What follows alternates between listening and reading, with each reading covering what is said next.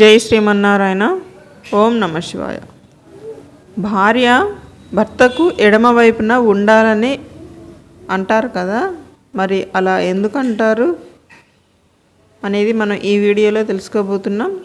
అంతకంటే ముందుగా అయితే మన ఛానల్ని ఎవరైనా మొదటిసారి చూస్తున్నట్లయితే తెలుసు కదా, ప్లీజ్ లైక్ చేయండి, షేర్ చేయండి, సబ్స్క్రైబ్ చేయండి. అలాగే పక్కనే ఉన్న బెల్ ఐకాన్ కూడా క్లిక్ చేసి ఆల్ అనే ఆప్షన్ ప్రెస్ చేసి ఉంచుకోండి. నేను వీడియోస్ అప్లోడ్ చేసిన వెంటనే మీకు నోటిఫికేషన్ ద్వారా వస్తాయి. భర్తకు ఎడమవైపున భార్య ఉంటే శక్తి సామర్థ్యంగా చెప్తారు. సాధారణంగా వివిధ ప్రాంతాలలోని ఆలయాలను దర్శించినప్పుడు ఒక విషయం స్పష్టంగా కనిపిస్తుంది. అమ్మవారితో సహా స్వామివారు వెలిసిన ఆలయాల్లో ఆయనకి ఎడమ భాగంలోనే అమ్మవారు కొలువుదీరి ఉంటుంది. అలాగే దైవ సంబంధమైన కార్యక్రమాల్లోనూ శుభకార్యాలలోనూ భార్యాభర్తలు పాలు పంచుకున్నప్పుడు భర్తకి ఎడమవైపున మాత్రమే భార్య ఉండాలని పెద్దలు చెబుతుంటారు. భార్యాభర్తలు ఫోటోలు దిగుతున్నా ఈ విషయాన్ని మాత్రం మర్చిపోరు. ఈ ఆచారం భారతీయుల జీవన విధానంతో పెనవేసుకుపోయింది.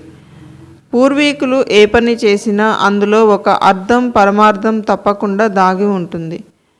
కుడి భాగానికి ఉండే శక్తి సామర్థ్యాలు ఎడమ భాగానికి అధికంగా ఉండవు.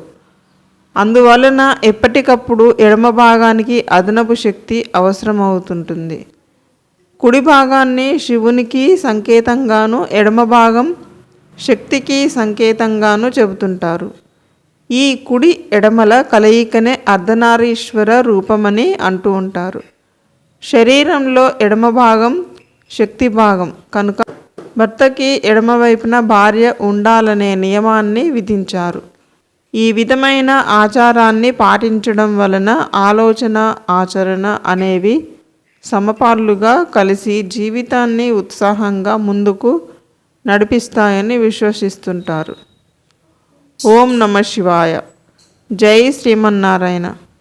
ఓకే ఫ్రెండ్స్, ఈ వీడియో కనుక మీకు నచ్చినట్లయితే లైక్ చేయండి, షేర్ చేయండి, సబ్స్క్రైబ్ చేయండి. Thank you friends, thank you very much.